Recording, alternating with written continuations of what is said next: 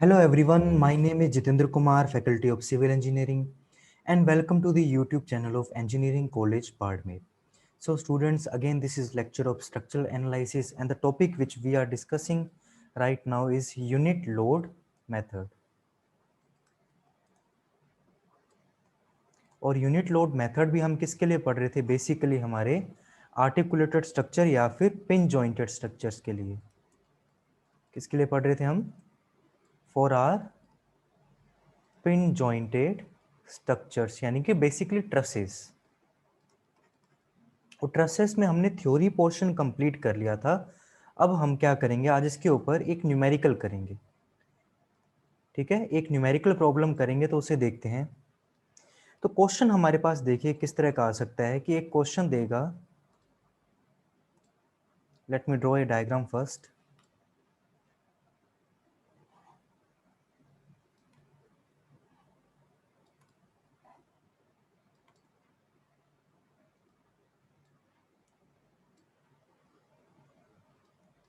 तो इस तरह का आपको एक ट्रस दे रखा है, ट्रस का सिस्टम दे रखा है। ये क्वेश्चन एक स्टैंडर्ड बुक से डायरेक्ट पिक किया गया है, तो ये आपको फेमिलियर जरूर दिखेगा, राइट। इस तरह का एक ट्रस है पिन जॉइंटेड कंप्लीटली। आपको पिछली बार भी बताया था, अगर ऐसी शेप ना बनाई हो तो भी आप मतलब समझ लेना कि वो कैसी स्ट्रक्चर होती है, पिन जॉइंटेड स्ट्रक्चर है, क्योंकि उसके बारे में ट्रस बोल दिया है ऑलरेडी। ठीक है, उसके बाद क्या किया, यहाँ पर अप्लाई किया गया है एक लोड 6 किलो न्यूटन का। ठीक है, 6 किलो न्यूटन का लोड अप्लाई किया गया है। सपोर्ट्स आपको दिख रही हैं, हिंज सपोर्ट और रोलर सपोर्ट है, जिसमें एंड्स है हमारे पास A, B and C. Okay, question में देखिए हमसे क्या पूछा है, हमसे पूछा है कि determine vertical and horizontal displacement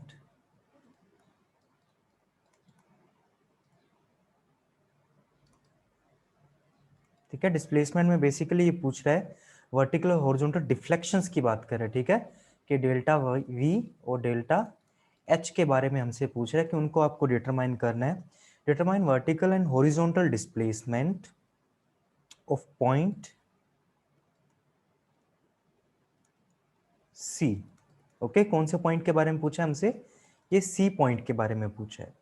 और हमको इसने बोल दिया कि ऑलरेडी ये पिन जॉइंटेड स्ट्रक्चर, यानी कि मेरा एक ट्रस है यहाँ पर। ओके, और ट्रस के साथ में इसके अंदर अदर डिटेल्स देखिए मेरे को क्या दे रखी हैं कि क्रॉस सेक्शनल एरिया जो मेरे पास यहाँ पर क्रॉस सेक्शनल एरिया की डिटेल्स आपको क्या दे रखी है यहाँ पर, नोट कीजिए कि ए बी जो मेरी बीम है, ठीक है, उसका ए बी जो पार्ट है, ए बी सेक्शन है, उसके लिए क्रॉस सेक्शनल एरिया है 100 mm square. Okay, A B section है ना ये वाला, इसके लिए जब इसका पार्ट कट करेंगे, थोड़ा एनलार्ज करके देखेंगे हम, तो जिसको क्रॉस सेक्शनल एरिया आएगा वो कितना आएगा, 100 mm स्क्वायर आएगा। इस तरह से हमें डिफाइन कर रखा है। ओके, नेक्स्ट इसी तरह से ए सी और बी सी का क्रॉस सेक्शन एरिया सेपरेट है, जो कि दे रखा है हमें 150 mm स्क्वायर। ठीक है, एक तो हमें क्वेश्चन में क्या बोला होता है कि यूनिट लोड मेथड से आपको स्पेसिफाई करना है।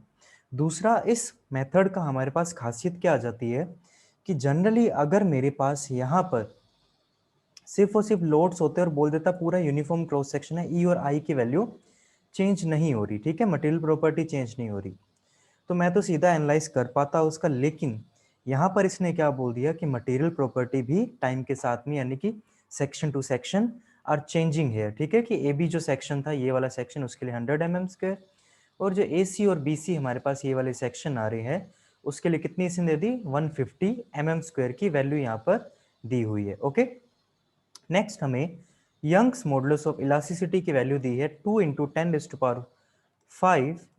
न्यूटन पर mm स्क्वायर।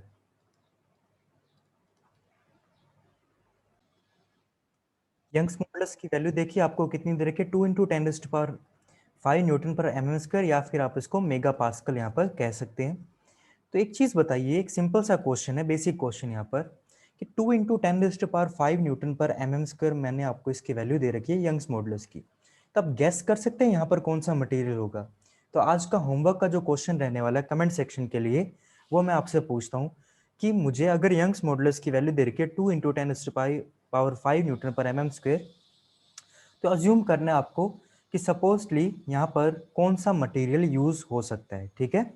उसके बाद जो हमारा आई है वो कांस्टेंट है for the all section, all sections और मेंबर्स, ठीक है। तो इस तरह का हमारे को कुछ क्वेश्चन दे हो सकता है और यहाँ पर हमसे पूछ लेगा कि डेल्टा एच और डेल्टा वी यानी कि हॉरिजॉन्टल और वर्टिकल डिस्प्लेसमेंट की क्या वैल्यू आ सकती है। इतना आप नोट डाउन कर लिए, उसके नोट डाउन कर लीजिए इसे पॉज करके, या फिर आप स्क्रीनशॉट भी ले सकते हैं। और अब इसके बाद मैं आपको इसका सॉल्यूशन करवाने वाला हूँ। अब सिंपली 10 सेकंड के लिए आगे इसमें स्किप कर दीजिए।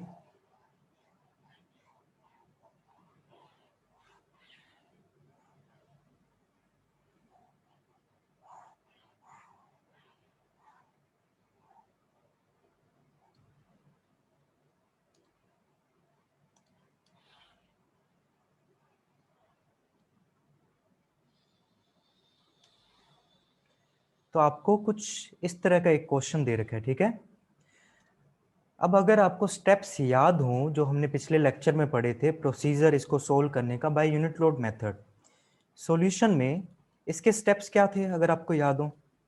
स्टेप नंबर 1 तो क्या था, हमें क्या करना है, सबसे पहले कैलकुलेट करने हैं या फाइंड आउट करने हैं internal forces, calculate internal forces in all the members, ठीक है, जिन्हें जनरली हम इंटरनल फोर्सेस को किससे डिनोट कर रहे थे, P1 P2 dash dash dash Pn से, क्योंकि यहाँ पर 3 ही मेंबर है तो P3 तक ही जाएगा। स्टेप 2 क्या था हमारा, अब इंटरनल फोर्सेस कैलकुलेट कर ली। इंटरनल फोर्सेस के बाद आपको क्या अप्लाई करना है, यहाँ पर यूनिट लोड अप्लाई करना है। जिस पॉइंट के ऊपर आपको डिफ्लेक्शन निकालना है वहां पर क्या अप्लाई करोगे, यूनिट लोड। जब वर्टिकल आपको डिफ्लेक्शन निकालना है तो वर्टिकल यूनिट लोड लगाओगे इस तरह से, ठीक है, 1 किलो न्यूटन का। और जब आपको हॉरिजॉन्टल डिफ्लेक्शन निकालना है तब कुछ इस तरह से 1 किलो न्यूटन का हॉरिजॉन्टल यहाँ पर यूनिट लोड आप अप्लाई कर दोगे, ठीक है। तो यूनिट लोड अप्लाई करो और उसके बाद calculate internal forces in members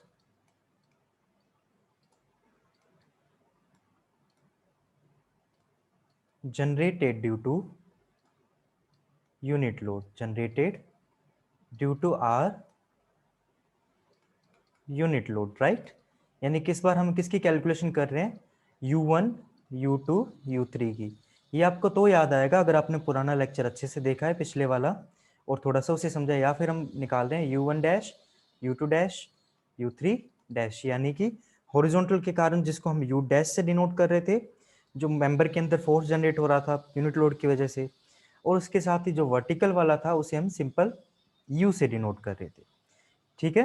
और थर्ड स्टेप हमारा क्या था, सिंपली जो पी यू और इसकी लेंथ से मल्टीप्लाई करके ए ई का आपको क्या कर देना है, डिवाइड कर देना, उसके अंदर सबका समीशन कर दोगे एक टेबल बना के, for the all members, for all members आपके पास क्या आ जाएगी, फाइनल डिफ्लेक्शन की डेल्टा वी और डेल्टा एच की वैल्यू यहां पर आ जाएगी, ठीक है। तो चलिए अब क्वेश्चन को सोल्व करते हैं।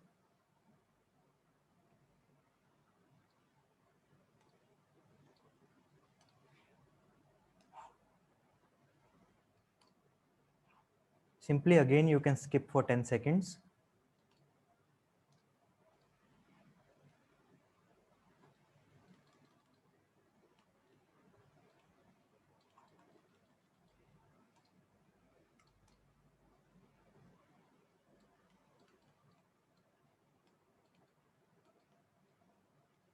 राइट, तो हमारे पास क्या वैल्यू आ चुकी है, एक बार ये वाली वैल्यू आई है। ये क्वेश्चन हमें गिवन है ऑलरेडी। अब क्या करना है आपको, मेंबर के अंदर फोर्सेस निकालने। तो मेंबर के अंदर फोर्सेस बिल्कुल सिंपल से निकालने, आपको पता है आपको इस तरह से थीटा की वैल्यू दी होगी, ठीक है, कि यहाँ पर भी थीटा अप्लाइड है, यहाँ पर भी थीटा जो उसमें एंगल बन रहा है। मेंबर की लेंथ क्वेश्चन में ऑलरेडी मैं आपको बताना भूल गया, वो गिवन है हमें, ठीक है। तो मेंबर की लेंथ देखिए कितनी गिवन है, ये जो सी पॉइंट है ये इसके एकदम सेंटर में है, तो 4 मीटर यहाँ से, 4 मीटर यहाँ से, ठीक है। ये जो हमारे मेंबर की लेंथ है, ये लेंथ आपको दे रखी है ए से सी की परपेंडिकुलर डिस्टेंस है वो है 3 मीटर। तो अगर मैं आपसे पूछूं कि what will be length of A C and B C, तो आप कैसे बताओगे? तो कुछ नहीं करना, बेसिकली आपको सिंपल यहाँ पर अप्लाई पाइथागोरस थ्योरम, ठीक है, पाइथागोरस प्रमेय लगानी है आपको यहाँ पर। तो ये आपको क्या दिख रहा होगा, इस तरह से एक राइट एंगल ट्रायंगल यहाँ दिख रहा होगा, ओके। तो राइट एंगल ट्रायंगल में ये इसका हाइपोटेनियस हो गया, तो हाइपोटेनियस का स्क्वायर बराबर हो जाता है हमारे बेस के स्क्वायर प्लस परपेंडिकुलर के स्क्वायर के, ठीक है। तो एक चीज मैं आपसे पूछूं, थोड़ा सा मैथ्स का क्वेश्चन है, वैसे हमारे इतने काम का नहीं, लेकिन फिर भी यहाँ पर पूछना चाहता हूँ मैं आपसे कि यहाँ पर ये 4 मीटर बेस है या फिर 3 मीटर बेस है, ये आप कैसे बताएंगे? ठीक है, तो इसको बताने का तरीका देखिए क्या होता है कि थीटा के सामने जो होता है उसे हम लेते हैं परपेंडिकुलर, यानी कि जो 3 मीटर की हाइट है वो हमारा क्या हो जाएगा, परपेंडिकुलर, और बेस में मेरे पास क्या आ जाएगा, 4 मीटर, ठीक है, तो उसका स्क्वायर कर दिया, और साथ में हाइपोटेनियस है, तो ये मेरे पास क्या हो जाएगा, ए सी का स्क्वायर और उसके साथ ही या फिर बी सी का स्क्वायर, क्योंकि दोनों की लेंथ मेरे पास क्या आने वाली है, इक्वल आने वाली है। तो बेसिकली ए सी बराबर B C is equal to क्या हो जाएगा मेरे पास, यहाँ देखिए आपको पता है क्योंकि 3 4 है, ये एक तरह का ट्रिपलेट है। अगर आपने थोड़ी सी एप्टीट्यूड या फिर मैथ और रीजनिंग पढ़ी हुई है, आप इसको देखते ही समझ गए होंगे कि इसको क्या बोलते हैं, ट्रिपलेट बोलते हैं। वरना आप समीशन भी करोगे तो 16 9 25 और उसका स्क्वायर रूट, क्योंकि यहाँ स्क्वायर है, हमें क्या चाहिए, इसका स्क्वायर रूट चाहिए। सिंपल बी सी ए सी की वैल्यू चाहिए, तो उसके लिए स्क्वायर रूट लेना पड़ेगा, इसलिए 25 का स्क्वायर रूट है, यहाँ पर हमारे पास क्या आ जाता है, 5 आ जाता है। यहाँ पर आप प्लस माइनस 5 मत लिखना ना, कहीं मैथ का ज़्यादा दिमाग लगा दे, क्योंकि हमें प्लस माइनस से कोई काम नहीं, हमें सिर्फ उसकी लेंथ यानी कि मैग्नीट्यूड से यहाँ पर काम होता है। तो ए सी और बी सी की लेंथ मेरे पास देखिए बच्चों कितनी आ गई है, 5 मीटर की आ गई है, ठीक है। तो चलिए, okay, again I am drawing this diagram.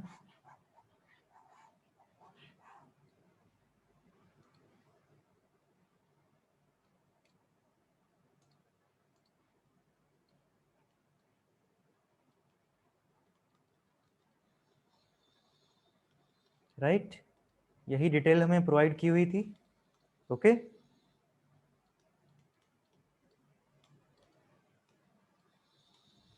और अब लेंथ ऑफ मेंबर्स लिख लेते हैं हम, 4 मीटर, 4 मीटर, 5 मीटर, 5 मीटर, और ये है एग्जैक्टली सेंटर में, और जो स्ट्रक्चर है सिमेट्रिकल भी दिख रही है, ठीक है।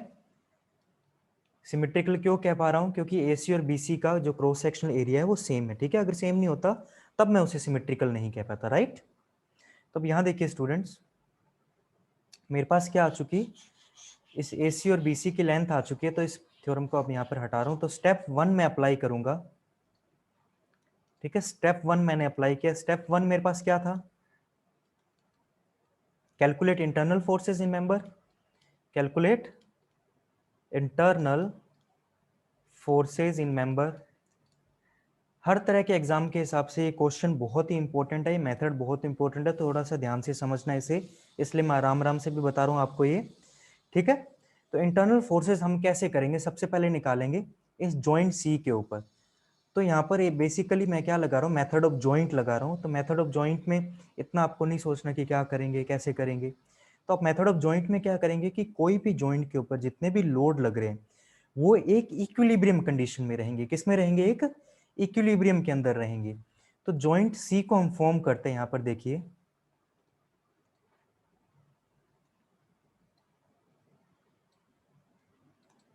ए सी बी, ठीक है, और इसके ऊपर 6 किलो न्यूटन का लोड लगा हुआ है, राइट।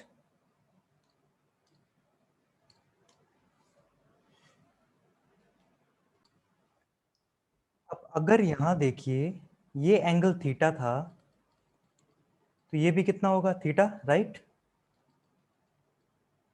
ये भी थीटा, ये भी थीटा। एकांतर कोण पढ़े होंगे आपने, छोटी सी क्लासों में बताते हैं हमें, ठीक है, कि कोई भी अगर इस तरह से दो पैरेलल लाइंस जाती है, उनको कोई भी ऐसे टेढ़ी लाइन कट करती है, तो यहाँ पर बनने वाले जी शेप के अंदर बनने वाले जो एंगल्स होते हैं उनकी वैल्यू इक्वल हो जाती है, ठीक है। तो यहाँ ये थीटा थीटा आ जाएंगे हमारे पास, ठीक है। मेंबर है ए सी और बी सी। सेक्शंस आपको पता है किस तरह से लिया जाता है कि अगर मुझे यहाँ पर कोई जॉइंट लिया है तो जॉइंट के ऊपर ऑल फोर्सेस किस में आने चाहिए, इक्विलिब्रियम में आने चाहिए, ठीक है। उस जॉइंट के ऊपर सारे के सारे फोर्सेस हैं इक्विलिब्रियम आने के लिए। अज्यूम कर लेते हैं कि ये जॉइंट था, जो 6 किलो न्यूटन का लोड लगा हुआ है पॉइंट सी के ऊपर, वो इसके नीचे की ओर खींच रहा है। तो अज्यूम कर लेते हैं कि यहाँ पर जो स्ट्रेसेस जनरेट हो रहे हैं, जो फोर्सेस जनरेट हो रहे हैं, वो अपर डायरेक्शन में जनरेट हो जाएंगे, टू द अपोजिट डायरेक्शन जिसमें लोड अप्लाई किया जा रहा है, राइट। अज्यूम कर लेते हैं, जरूरी नहीं है कि मानना, अज्यूम किया हमने जस्ट। तो यहाँ पर देखिए इस फोर्स का जो पी ए बी, इसमें जनरेट होने वाला फोर्स मैं नाम बोल देता हूं P A B, sorry P A C नाम दिया है, ए सी मेंबर है तो ए सी नाम देंगे, पी ए सी। और इसमें जनरेट होने वाला जो फोर्स है उसका हम नाम क्या दे देते हैं, पी बी सी, ठीक है। तो इसके दो कंपोनेंट होंगे, अगेन कोई भी एंगल पे इस तरह से थीटा पे फोर्स लगा हुआ है, ठीक है, पी ए सी इस तरह से थीटा पे फोर्स लगा, दो कंपोनेंट होंगे। एक कंपोनेंट तो वर्टिकल हो जाएगा, क्या बन जाएगा, वेट अ मिनट, एक तो मेरे पास वर्टिकल कंपोनेंट हो जाएगा P A C sine theta, ठीक है, एक वर्टिकल कंपोनेंट होगा P A C sine theta, and other one यहां पर हॉरिजॉन्टल कंपोनेंट क्या हो जाएगा, P A C, I am trying to write A C in its subscript, ठीक है, P A C cos theta. तो इस तरह से दो कंपोनेंट बनेंगे, चलिए लिख लेते हैं, ग्रीन पेन से लिखते हैं आप। तो दो कंपोनेंट मैं बनाता हूं, क्या क्या बनेंगे, P A C cos theta, और इधर क्या बन जाएगा, P A C sine theta, right. इसी तरह से बीसी के भी दो कंपोनेंट बनेंगे, पी बी सी के, क्या क्या बनेंगे, P B C cos theta, और यहां देखिए P B C sine theta. यहां तक समझ आ गया आपको। एग्जाम में जब बनाओगे पी ए सी और ये ग्रीन में जो मैंने P A C sine theta इसके कंपोनेंट्स लिखे हैं, दोनों को एक साथ में मत बनाना, पहले भी अपने पुराने लेक्चर में बता चुका हूं क्यों नहीं बनाना, ठीक है। तो उसमें जिन्होंने सीक्वेंस वाइज लेक्चर देखे वो समझ गए होंगे कि क्यों नहीं बनाना, राइट। तो यहाँ देखिए अब मुझे क्या करना है, मुझे जॉइंट का इक्विलिब्रियम रखना है यहाँ पर, कि उसके ऊपर लगने वाले जितने भी फोर्सेस हैं वो उस जॉइंट को कहीं मोशन ना करने दे, ठीक है, वहीं पर रोक के रखे। तो कैसे रोक के रख सकते हैं, जब मेरे पास ये 6 किलो न्यूटन बराबर हो जाएगा इस P A C sine theta के plus P B C sine theta के, राइट। इतना समझ गए आप, समझ गए होगे ना इतना कि मैंने ये कैसे लिखी है इक्वेशन, कि जब ये वर्टिकल डायरेक्शन में लगने वाले, वर्टिकली अपवर्ड लगने वाले दोनों स्ट्रेसेस की वैल्यू, दोनों फोर्सेस की वैल्यू 6 किलो न्यूटन की इक्वल होगी, तभी तो वो जॉइंट वहीं टिका रहेगा, वरना तो क्या कर जाएगा, मोशन कर जाएगा। जॉइंट का मोशन, ये जो यहाँ पर कंप्रेशन और टेंशन जनरेट हो रहे हैं उसकी वजह से मेंबर के अंदर जो डिफॉर्मेशन आ रहा है उससे होगा, ना कि ये 6 किलो न्यूटन की वजह से जॉइंट मोशन करना चाहिए, ठीक है। तो जो भी मोशन, यानी कि इसके अंदर डेल्टा वी डेल्टा एच जो आ रहे हैं वर्टिकल और हॉरिजॉन्टल डिफॉर्मेशन जो आ रहे हैं, किसकी वजह से आ रहे हैं, ये मेंबर के ओवरऑल छोटे बड़े होने की वजह से आ रहे हैं। ये मत समझ लेना कि जो 6 किलोमीटर लगाया उसकी वजह से जॉइंट ही शिफ्ट हो गया, उसकी वजह से नहीं हुआ। उसकी वजह से ये जो फोर्स जनरेट हुआ ना, जिसकी वजह से कंप्रेशन और टेंशन आया, उसकी वजह से मेंबर छोटा बड़ा हुआ और अल्टीमेटली उसके अंदर फाइनल डिफ्लेक्शन आया, चाहे हॉरिजॉन्टल हो या वर्टिकल हो, ठीक है। तो इसके अंदर कंफ्यूज मत होना आप। तो यहाँ पर एक मैंने इक्वेशन लिख दी इस तरह से, ये तो मैंने वर्टिकल इसके अंदर इक्विलिब्रियम डाल दिया। अगर मेरे को हॉरिजॉन्टल इक्विलिब्रियम डालना हो तो तब क्या करोगे, बीम कैसे रुकी रहेगी, यहां देखिए बीम यानी कि वो जॉइंट कैसे रुका रहेगा, तो P A C cos theta है मेरे पास, इस डायरेक्शन में जा रहा है, यानी कि लेफ्ट हैंड साइड में जा रहा है। हो सकता है मिरर इमेज की वजह से मेरे अंगूठे की डायरेक्शन उल्टी दिखाई दी हो आपको। तो P A C cos theta की जो डायरेक्शन है वो एग्जैक्टली अपोजिट है P B C cos theta के, ठीक है। P A C cos theta की direction P B C cos theta के एकदम अपोजिट है। अब या तो क्या कर सकते हो आप, दोनों का समेशन करके इक्वल टू 0 कर सकते हो, प्लस माइनस का साइन अदर साइड लेके जाओगे तो वैल्यू इक्वल हो जाएगी। मैं यहाँ पर डायरेक्ट इसकी वैल्यू को इक्वल रख रहा हूँ, ठीक है। वरना आप इस तरह से भी करोगे कि पी ए सी जो कोस थीटा कंपोनेंट है उसमें से P B C cos theta component दोनों का एडिशन, क्योंकि हॉरिजॉन्टल में कोई लोड दिखाई नहीं दे रहा इसलिए समेशन होना चाहिए 0। ठीक है, फाइनल लोड तो कुछ नहीं दिख रहा ना जॉइंट सी पर, तो फाइनल लोड 0 होना चाहिए। तो दोनों का समेशन करोगे, अदर साइड लेकर जाओगे तो फाइनल इक्वेशन यही बन के आएगी। अब कोस थीटा की वैल्यू तो सेम रहने वाली है क्योंकि थीटा सिमेट्री के कारण बराबर आ रहा है हमारे पास। ठीक है, तो इस इक्वेशन से मेरे को क्या मिलता है कि इस पी ए सी की वैल्यू मेरे पास जो पी बी सी लोड यानी कि internal load in the B C member generate हो रहा था उसके इक्वल आएगी। ठीक है, और ऑब्वियसली अगर आप सिमेट्री से देखते तो डायग्राम के अंदर देखिए, क्योंकि पूरे डायग्राम में सिमेट्री है इसलिए आने वाले उसके अंदर जो लोड जनरेट होंगे चाहे वो टेंशन के हो चाहे कंप्रेशन के हो, उनकी मैग्नीट्यूड इक्वल होने वाला है। ठीक है, क्योंकि पूरा देखिए सिमेट्री है, यहाँ पर यहाँ 4 मीटर, यहाँ 4 मीटर, यहाँ 5, यहाँ 5, इसका क्रॉस सेक्शन सेम, इसका cross section same, material property same दे दी, बीचों बीच यहाँ पर 6 किलो न्यूटन का लोड लगा के रखा है। ठीक है, समझ गए इतना आप? तो मेरे पास एक रिजल्ट यहाँ पर देखिए क्या आ गया है, P A C equals to P B C. ठीक है, इस रिजल्ट को आपको कहाँ रखना है, इस वाली इक्वेशन में रखना है। ठीक है, इस वाली इक्वेशन में रखोगे तब आपके पास, चलिए पी बी सी की जगह हम पी ए सी रख देंगे तो एक टर्म और यहाँ पर रिड्यूस हो जाएगी, लेकिन यहाँ पर तो दो अननोन्स हैं। कौन कौन से, एक तो पी ए सी और दूसरा थीटा। दो अननोन के लिए दो इक्वेशन चाहिए, कहाँ से लाएं? सही है ना, अब थीटा कहाँ से लाएं? पी ए सी और पी बी सी के बीच में तो चलो यहाँ पर हमारे पास क्या आ गया, रिलेशन आ गया, लेकिन थीटा का रिलेशन देखिए अब कहाँ से आएगा। आपको क्या लेना है, एक सेक्शन लेना है, यहाँ देखिए ये छोटा सा ट्राइंगल मैंने बाहर निकाल दिया। ठीक है, ये छोटा सा ट्राइंगल बाहर निकाला और बना के बता रहा हूं आपको मैं अब।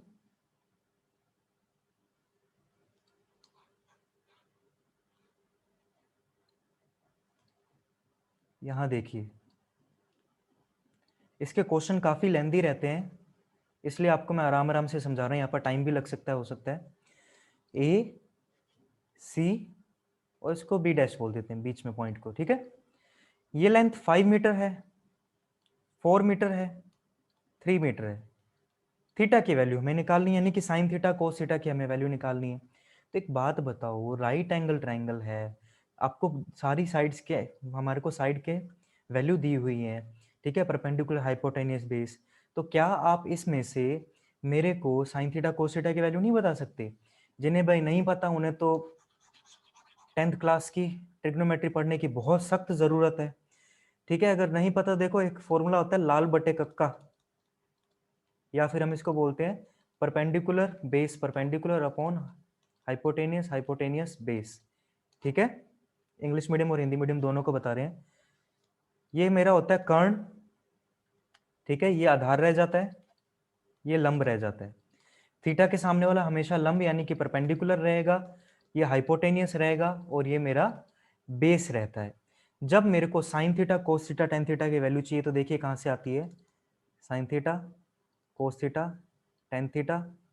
ठीक है, आपको शायद बहुत छोटा दिखाई दे रहा होगा, थोड़ा बड़ा लिखने की कोशिश करता हूं मैं, कोट सेक और कोसेक। तो इस तरह से लिखने का मीनिंग ये है, जब मैं साइन थीटा की वैल्यू निकाल रहा हूँ तो मेरे पास क्या आएगा, साइन थीटा बराबर हो जाएगा लंब बटे कर्ण। ठीक है, साइन थीटा मेरे पास क्या आ जाएगा वैल्यू, लंब बटे कर्ण यानी कि परपेंडिकुलर अपॉन हाइपोटेनियस। तो अगर मेरे को यहाँ से साइन थीटा की वैल्यू चाहिए तो मेरे पास क्या आ जाएगी, परपेंडिकुलर जो कि है 3 और बेस सॉरी हमारे पास हाइपोटेनियस यानी कि कर्ण जो कि है 5। तो साइन थीटा की वैल्यू बच्चों मेरे पास कितनी आ गई, 3/5। तो मैंने क्या कर दिया, इस इक्वेशन के अंदर पी बी सी को पी ए सी से रिप्लेस कर दिया और उसके साथ ही साथ साइन थीटा की जगह मैं क्या रख दूंगा, यहाँ पर 3/5 रख दूंगा और उसके बाद पी ए सी की डायरेक्ट वैल्यू मेरे पास आ जाएगी। ठीक है, तो चलिए नेक्स्ट पेज पर इसे कैलकुलेट करते हैं। उससे पहले साथ में हम यहाँ पर कोस थीटा की वैल्यू भी निकाल ही लेते हैं। ठीक है, साइन थीटा अगर 3/5 है तो कोस थीटा 4/5 आएगा। अब कैसे आएगा, थोड़ा सा दिमाग लगा लीजिए, सब कुछ आपके सामने डिटेल्स मैंने ऑलरेडी दे दी है यहाँ पर। ओके, चलिए तो इक्वेशंस देखिए मेरे पास क्या क्या बन के आई थी, P A C sine theta plus P B C sine theta equal हो रहा था 6 किलो न्यूटन के, और उसके बाद में हमने हॉरिजॉन्टल इक्विलिब्रियम जब लगाया था तब पी ए सी बराबर पी बी सी आ गया था। पी बी सी को मैं पी ए सी से रिप्लेस कर रहा हूँ इस इक्वेशन के अंदर, और साइन थीटा की वैल्यू कितनी आ गई थी 3/5। इन सबको मैंने इस इक्वेशन में रिप्लेस किया तो देखिए मेरे पास क्या आ जाता है, P A C multiply by 3/5 plus P A C multiply by 3/5 is equal to 6 kilo newton. Direct इनका समेशन कर दिया तो 2 multiply by 3/5 P A C is equal to 6 kilo newton, और पी ए सी फाइनल मेरे पास कितना आ जाएगा 6/6 multiply by 5, okay, तो ये आ जाएगा मेरे पास 5 किलो न्यूटन। यानी कि मेरे पास फाइनल वैल्यू कितनी आ जाएगी, पी ए सी जो ए सी मेंबर के अंदर इंटरनल लोड जनरेट हो रहा है, और पी बी सी जो हमारे बी सी मेंबर के अंदर इंटरनल लोड जनरेट हो रहा है, उन दोनों की वैल्यू, लोड यानी फोर्स एक ही बात है, कितनी होगी हमारे पास 5 किलो न्यूटन। ठीक है, कहीं पर आपने देखा होगा मैंने सारे साइन कन्वेंशन यूज किए तो हमारे पास पॉजिटिव वैल्यू आई है, राइट। हमारे पास क्या आई है, पॉजिटिव वैल्यू आई है। अब चलिए पिछले वाले डायग्राम पर, ओके, यहाँ देखिए, तो मेरे पास पॉजिटिव वैल्यू आई तो जो मैंने डायरेक्शन मानी वो एकदम सही आई होगी। इतना मानते हैं आप कि मैंने जो डायरेक्शन मानी होगी वो एकदम सही आई होगी। तो पी ए सी और बी सी की डायरेक्शन इस जॉइंट के हिसाब से यही आनी चाहिए, राइट। तो चलिए बना देते हैं।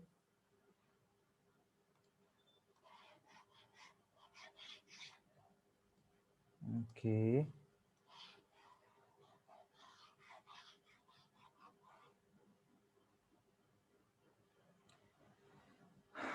ठीक है,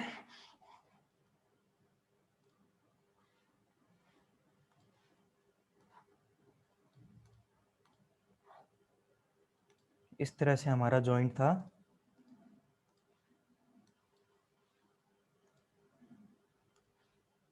ए बी एंड सी, सी के ऊपर अगेन हमारा 6 किलो न्यूटन लगा हुआ था। ये थे थीटा,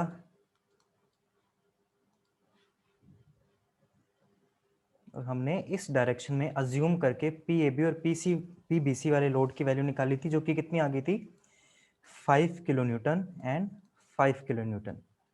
लेकिन ये 5 किलो न्यूटन कंप्रेशन का है या टेंशन का है। ठीक है, सबसे बड़ा क्वेश्चन और कंफ्यूजन ये अराइज होती है कि जो 5 किलो न्यूटन है कंप्रेशन है या टेंशन है। हालांकि यहाँ तो कॉमन सेंस से समझना आसान है, क्योंकि 6 किलो न्यूटन नीचे की ओर खींच रहा है तो ऑब्वियसली जॉइंट को इक्विलिब्रियम में रहने के लिए ऊपर की ओर खींचना पड़ेगा, और जब भी दो चीज़ों को खींचा जाता है तो उनके बीच में क्या लगता है, टेंशन लगता है। लेकिन जब बहुत बड़ी स्ट्रक्चर हो तब क्या करें, तो उसके लिए आपको एक बेसिक से फंडा बता देता हूँ यहाँ पर मैं। जब भी फोर्सेस इस तरह से अवे फ्रॉम जॉइंट हो रहे हो, यानी कि जॉइंट से दूर जा रहे हो, ठीक है, बेसिक फंडा है अपना ये, आगे से इसको याद रखना।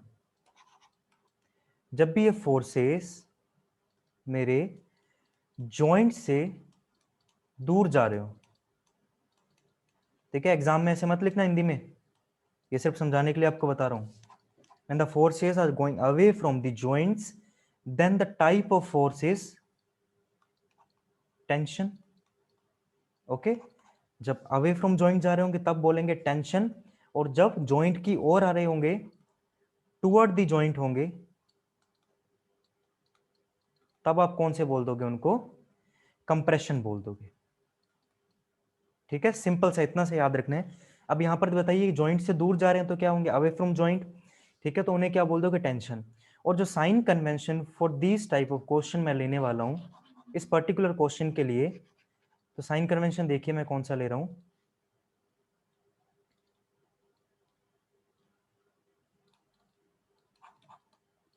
मैं यहां टेंशन को पॉजिटिव डिनोट करूंगा और कंप्रेशन को नेगेटिव डिनोट करूंगा।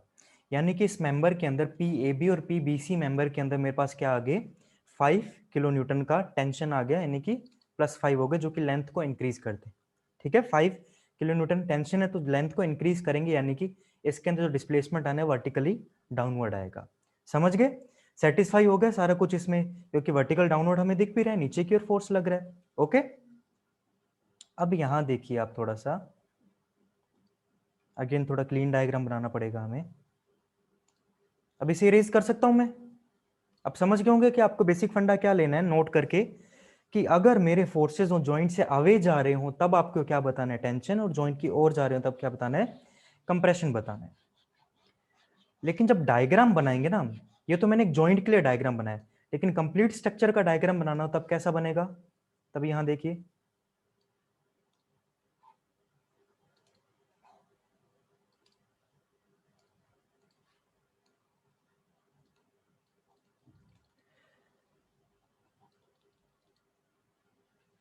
ठीक है। इसके साथ में आपको joint, method of joint, method of section भी इसी के अंदर ही सिखा रहा हूँ, ठीक है। ये जो मेथड ऑफ जॉइंट था ये हमारा जो हमने पढ़ा है अभी, इसी के अंदर सिखा दूंगा, आपको सेपरेट से पढ़ने की जरूरत नहीं पड़ेगी फिर।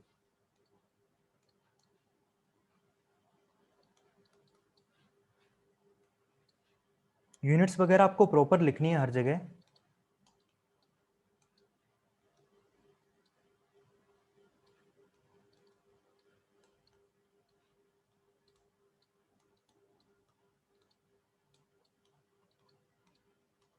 ये बन गया हमारा डायग्राम। ओके, अब फोर्सेस देखो किस तरह से दिखाओगे। इस जॉइंट के ऊपर फोर्स की डायरेक्शन ये आई थी, कोई और कलर चूज करके देखते हैं, रेड वाला करते हैं चलिए। फोर्स की डायरेक्शन ये आई थी, right.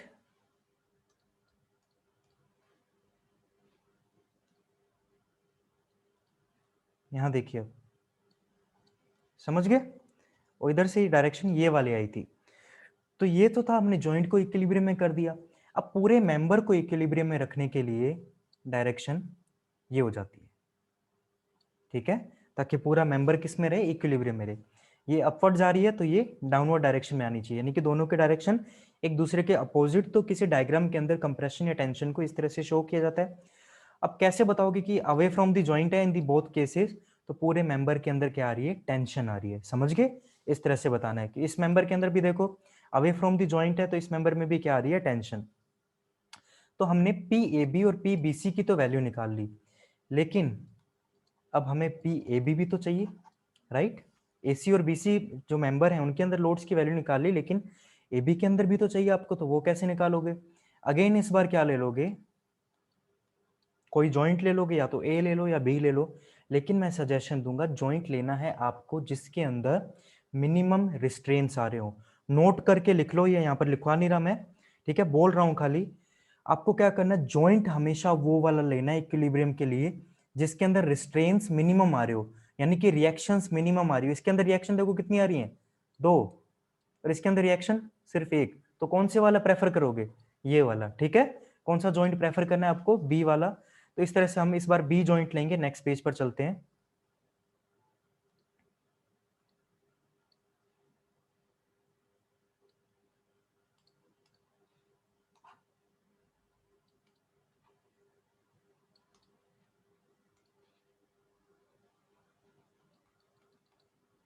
Okay, it was the roller support. Okay, ये अपर डायरेक्शन में था, यहाँ लोड कौन सी डायरेक्शन में आ गया था हमारे पास, 5 किलो न्यूटन टेंशन का। बीच में क्या लगा हुआ था यहाँ पर, थीटा, ये ए, ये बी एंड ये सी, ठीक है, A B and C. Length का हमारे को कोई यूज नहीं, हमें को क्या चाहिए, सिर्फ और सिर्फ यहाँ पर फोर्सेस की वैल्यू चाहिए, ठीक है। हमें क्या चाहिए, यहाँ पर फोर्सेस की वैल्यू चाहिए, तो उसका थोड़ा सा ध्यान रखना। अब अगेन मुझे जॉइंट बी के ऊपर इक्विलिब्रियम चाहिए, ठीक है। तो इस बी जो लोड लग रहा है, पी बी सी लोड लग रहा है, ठीक है, पी बी सी लोड इस डायरेक्शन के अंदर लग रहा है, तो उसके दो कंपोनेंट हो जाएंगे थीटा के साथ में। कौन कौन से होंगे, एक तो P B C sine theta vertical component, और दूसरा P B C cos theta horizontal component, right. इसी तरह से होगा, समझ गए। तो चलिए, अब ये जो P B C vertical component का तो मैं यहाँ पर कुछ नहीं कर पा रहा, वो क्या हो जाएगा, रिस्ट्रेन जो यहाँ पर रिएक्शन लग रही है उससे बैलेंस आउट हो जाएगा, लेकिन हमारा कंसर्न नहीं है अभी, उसे हम नहीं देख रहे, ठीक है।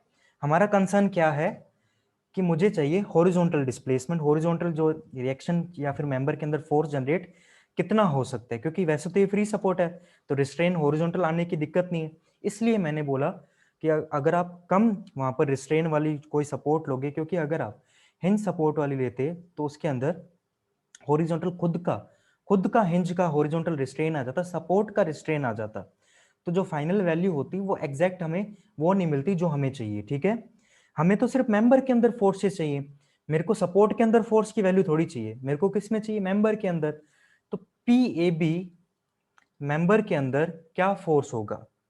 ठीक है, तो डायरेक्शन क्या अज्यूम करें, ये वाली कर लें, मुझे नहीं पता कौन सी डायरेक्शन है, ये अज्यूम कर लेते हैं। ठीक है, अब जनरली क्या होता है कि बहुत से लोग बताते हैं कि आपको डायरेक्शन यही अज्यूम करनी है, ये करनी है, वो करनी है। मैं कहता हूँ कोई भी करो, जो आपका जी आ रहा है वो डायरेक्शन अज्यूम करो। अज्यूम कर ली ये डायरेक्शन है, हम लेफ्ट हैंड साइड वाली डायरेक्शन को क्या मान रहे हैं, पॉजिटिव मान रहे हैं। ठीक है, लेफ्ट हैंड वाली साइड डायरेक्शन को पॉजिटिव मान रहे हैं, तो यहां पर जो पी बी सी का कोस थीटा का कंपोनेंट लगेगा, वो भी कौन सी डायरेक्शन में लग रहा है, लेफ्ट हैंड साइड, वो भी क्या हो जाएगा, पॉजिटिव, क्योंकि जॉइंट रहना चाहिए इक्विलिब्रियम में। ठीक है, क्योंकि मेरा जॉइंट रहना चाहिए इक्विलिब्रियम में, इसलिए इक्वेशन का समेशन क्या होना चाहिए, 0, क्योंकि अदर हॉरिजॉन्टल रिस्ट्रेन कोई नहीं है रोलर सपोर्ट के अंदर, सिर्फ मेंबर की वजह से फोर्स जनरेट हो रहा है, वही आ रहा है। बन गई इक्वेशन। सोल्व करें इक्वेशन को, कोस थीटा की वैल्यू थोड़ी देर पहले निकाल के बताई थी, कितनी आई थी, 4/5, यस और नो, आई थी ना, तो लिख दीजिए भाई 4/5। तो मेरे पास पी ए बी बराबर क्या हो जाएगा, माइनस का P B C cos theta, जिसकी वैल्यू है 4/5, और पी ए बी की वैल्यू कितनी हो जाएगी, अब देखिए मैंने डायरेक्ट लिख दी यहां पर, पी बी सी की वैल्यू हमें पता है 5 किलो न्यूटन प्लस की, कोस थीटा की वैल्यू 4/5 है, 5 से 5 कटा, पी ए बी की वैल्यू कितनी आ गई, माइनस की 4 किलो न्यूटन। अब आपने कुछ नोटिस किया, मैंने डायरेक्शन अज्यूम की ये वाली, ठीक है, लेफ्ट हैंड साइड वाली, तो मेरे पास पी ए बी की वैल्यू कितनी आई है, माइनस की 4 किलो न्यूटन। माइनस वैल्यू का मतलब, जिसने वेक्टर पढ़े हैं 11 12 के अंदर उसे पता होगा, माइनस का मतलब मैग्नीट्यूड तो वही होगा लेकिन डायरेक्शन एकदम अपोजिट लेनी पड़ेगी। इसका मतलब होता है हमने जो डायरेक्शन अज्यूम किया वो सही नहीं है, उसके अपोजिट वाली डायरेक्शन लो। तो अपोजिट वाली डायरेक्शन अब कौन सी हो जाएगी, यहां देखिए,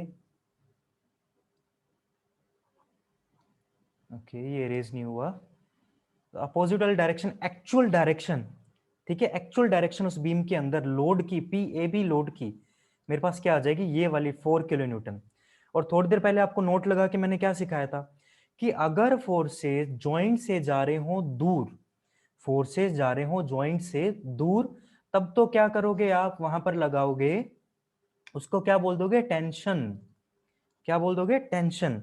और अगर जॉइंट की ओर जा रहे हो, टुवर्ड दी जॉइंट जा रहे हो, तो उसको क्या बोल दोगे, कंप्रेशन। साइन कन्वेंशन माना मैंने टेंशन को पॉजिटिव, तो कंप्रेशन देखिए ऑटोमेटिकली क्या आया, मैथमेटिकल कैलकुलेशन सही होनी चाहिए, क्या आया, अपने आप माइनस आया। मैंने तो डायरेक्शन कुछ भी अज्यूम की थी, अपने आप आ गया था माइनस। ठीक है, तो समझ गए आप। तो हमारे पास फाइनल 4 किलोमीटर की ये वैल्यू होनी चाहिए जो कि कंप्रेशन के अंदर है, जिसकी वैल्यू को नेगेटिव लिया जाता है। ठीक है, क्योंकि हमने साइन कन्वेंशन ये मान चुके हैं। अब आपको क्या करना है, लास्ट में एक टेबल ड्रॉ करनी है।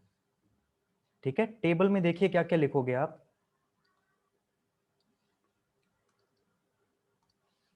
टेबल में सबसे पहले लिखोगे मेंबर्स, फिर उसके बाद लिखोगे length of the each member, length L in mm, उसके बाद क्या करोगे, एरिया ऑफ ईच मेंबर लिखोगे, स्क्वायर में कर दो, क्योंकि हम सब में ले रहे हैं तो अब में लेना पड़ेगा।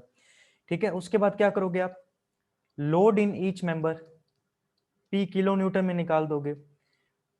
नेक्स्ट लिखोगे U kilo newton load in each member due to unit load applied, और उसके बाद सबका समीशन करना है, जिसके लिए मैंने जगह नहीं बचाई, चलिए यहां लिख देते हैं। फिर आपको क्या करना है, कुछ याद हो, P U L upon A ई, याद आ रहा है कुछ, ठीक है, तो इसमें से ए को तो रख दिया, ई को मैं हटा देता हूं क्योंकि ई मेरा हर के लिए कांस्टेंट है। तो ई को तो चाहे पहले आप डिवाइड कर दो, ईच टर्म के अंदर अलग डिवाइड करो या फिर लास्ट में डिवाइड करो, तो कोई चेंज नहीं आने वाला, इसलिए ई को मैं एक बार यहां पर नहीं लिख रहा हूं। तो मेरे पास इस तरह से एक टेबल बन जाएगी।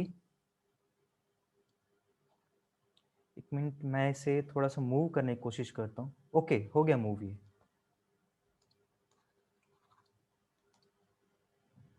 तो लास्ट मेरे को क्या निकालना है, पी यू और एल का मल्टीप्लाई करना है और उसमें ए से डिवाइड करना है हर मेंबर के लिए।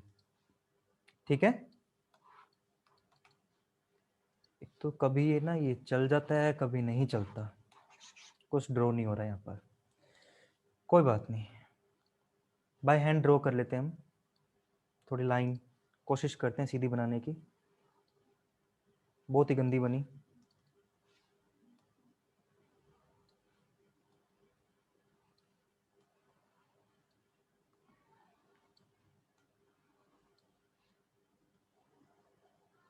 एग्जाम के अंदर आप थोड़ी सी अच्छी टेबल बनाना। मेंबर हमारे पास कौन कौन से हैं, A B member, B C member और ए सी मेंबर।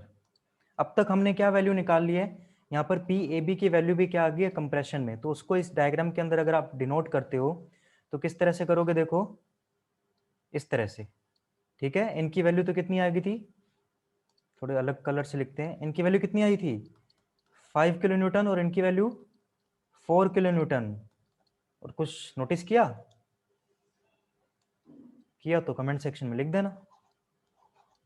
ठीक है, 4 kilo newton 5 kilo newton value आ गई हमारे पास। ओके, चलिए अब आगे सोल्व करते हैं।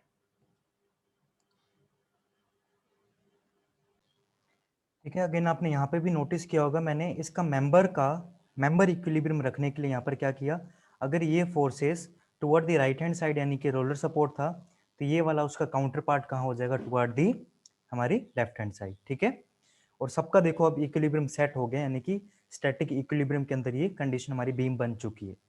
देखो कि बीम का मोशन नहीं कराना हमें, और आपको पता हो क्यों नहीं मोशन कराते, फर्स्ट लेक्चर में बताया, मैकेनिज्म बन जाएगा, हमें स्ट्रक्चर का काम चाहिए। ठीक है, इंटरनल फोर्सेस की वजह से उसके अंदर पार्ट्स के अंदर डिफॉर्मेशन आ सकता है। ठीक है, स्ट्रक्चर का मोशन नहीं हो सकता। ओके,